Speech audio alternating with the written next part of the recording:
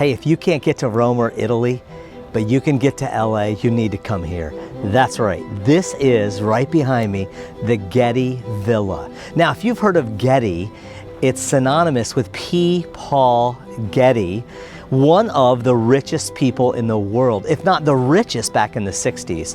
And he made his money from oil and then decided upon his death to leave a massive endowment of the arts. And so right here, just outside LA, is the amazing Getty Villa. Now, if you've ever been to the Getty Center, you know that's super, super special. That's massive, you need a day to do it. But the Getty Villa here, I mean, look around, look how gorgeous this is. So this is a recreation set of gardens and architecture, a lot of sculptures.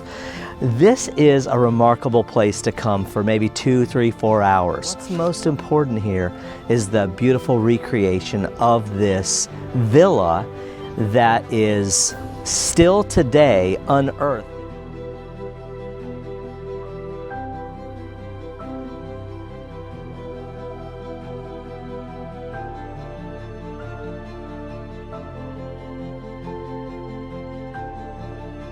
You can come here and it's like you're stepping back into time, or you're stepping over into this wonderful villa. So it's the reflection pool, beautiful gardens, lots of beautiful antiquities. So this is just a wonderful place to come for the culture and the history of it. I think you need to stop here. You know, one of the great things is about this endowment, which is worth about $8 billion in total with all of their conservation and all of their holdings.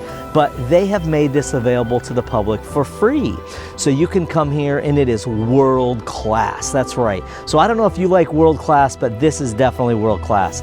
And again, it's not the Getty Center, which is full day, but this is just about a 3-hour excursion that you can do that is right just 10 minutes north of the Santa Monica Pier.